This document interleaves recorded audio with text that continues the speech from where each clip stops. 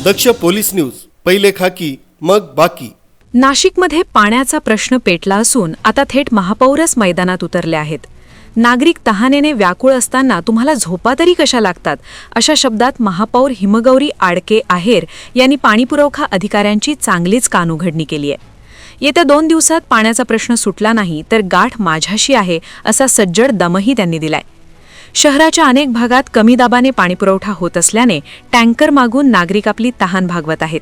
नागरिकांच्या तक्रारींचा पाऊस पडल्यानंतर महापौर हिमगौरी आडके आहेर चांगल्याच संतापल्या। त्यांनी पाणीपुरवठा अधिकारी धारणकर यांच्यासह सर्व विभागीय अधिकाऱ्यांची तातडीची बैठक बोलावली। या बैठकीत महापौरांचा रुद्रावतार पाहायला मिळाला। लोकप्रतिनिधींना उत्तर देताना नाकी नऊ येत आहेत आणि प्रशासन मात्र सुस्त आहे, अशा शब्दांत त्यांनी आपला संताप व्यक्त केला। कॉन्ट्रॅक्टर हलगर्जीपणाने जर कामं करत असतील आणि अशा पद्धतीने जेव्हा आता उन्हाळा येतोय त्यात पाण्याचा असा गैरवापर किंवा आपण म्हणतो पाणी वाया घालण्याचं काम खरं तर हे कंत्राटी काम दिलेले आहेत त्यांच्याकडनं होत आहे, तर आम्ही निश्चितपणे 5 पट त्यांच्यावरती पेनल्टी लावतो आहे। आणि ही पेनल्टी जर ते भरले नाही, कारण पाणी पुरवठा अधिकाऱ्यांचं म्हणणं होतं आम्ही त्यांना पत्र देतोय पण कॉन्ट्रॅक्टर्स त्याला सिरियसली घेत नाही। मग मी त्यांना सांगितलं की आपल्या सगळ्या मनपामध्ये जेवढे विभाग असतील त्यांच्यामध्ये कोऑर्डिनेशन होणं गरजेचं आहे। आणि जर अशा पद्धतीने जर पाणी पुरवठ्याचं काही नुकसान जर त्या कंत्राटदाराने केलं असेल तर त्याचं जे बिल आहे ते काढताना पाणी पुरवठ्याची NOC किंवा कोणी त्याला नोटीस दिलेली असेल तर ते बिलातनं ते मायनस करून घ्यावे, म्हणजे ती पेनल्टी निश्चितपणे कॉर्पोरेशनला मिळेल। आणि त्याचबरोबर जेही काही पाण्याचं गैरवापर होतोय त्यांना देखील इथे पेनलाइज करणं खूप गरजेचं आहे। अशा पद्धतीने चुकीचं कनेक्शन जर काही लोक घेत असतील तर त्यांच्यावर देखील कारवाई झाली लागतात। म्हणजे पाणी देणं आणि कुंभाचं पूर्ण काम पूर्णत्वास आणणं ही तर खरं जबाबदारी आहे।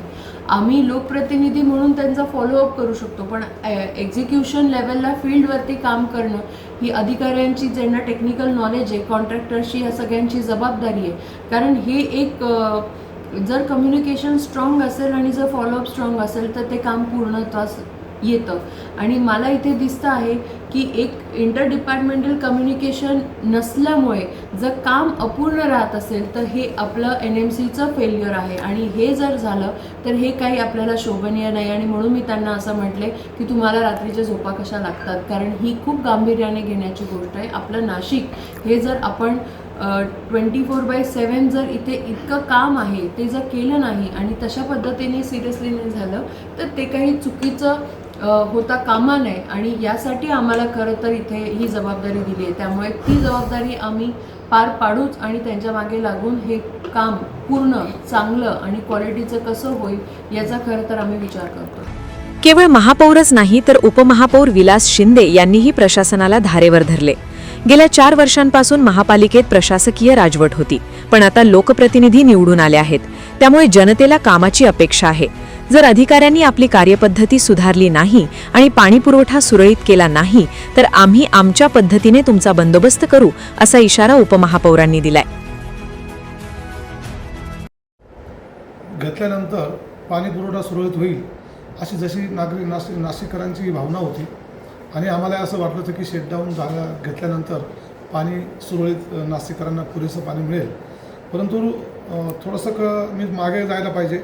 याचं कारण असं की गेल्या 4 वर्षामध्ये प्रशासकीय राजवटीच्या काळामध्ये सुद्धा नाशिककरांना अनेक ज्या काही मूलभूत सुविधा आहेत त्याच्यामध्ये प्रामुख्याने पाणी, स्वच्छता, आलं लक्षात, ड्रेनेज सिस्टम्स यस आणि विद्युत विभाग, साफसफाई अशा अनेक अडचणींना सामोरे जावं लागलेलं आहे। आणि ज्या 15 जानेवारी 2026ला मतदान झालं, या नाशिककरांनी मोठ्या अपेक्षेने आपल्या हक्काचे लोकप्रतिनिधी या नाशिक महानगरपालिकेत निवडून पाठवले आहेत। आज मला असं वाटतं आहे की उद्या 3 महिने या सगळ्या निवडणुकीनंतर होतील, परंतु ज्यावेळेस या ठिकाणी लोकप्रतिनिधी आले, प्रत्येक लोकप्रतिनिधीच्या प्रभागातल्या वेगवेगळ्या समस्या आहेत, त्यात प्रामुख्याने पाण्याची टंचाई फार भासते आहे आणि त्याच्यावरती ओरिएंटल काही सोल्युशन मिळावं यासाठी याची सगळ्या अधिकाऱ्यांची बैठक माननीय महापौर हिमगौरीताई आडके यांच्या उपस्थित या ठिकाणी झाली। त्यांच्या समस्या जाणून घेतल्या, परंतु त्याच्यातून असं एक निदर्शनास आलं की प्रशासनाकडे कुठल्याही असं काही नियोजन त्या ठिकाणी दिसून आलेलं नाही आणि नियोजन न दिसल्यामुळे हा नियोजनाचा अभाव आहे. या ठिकाणी नवीन जलकुंभ बांधलेले आहेत.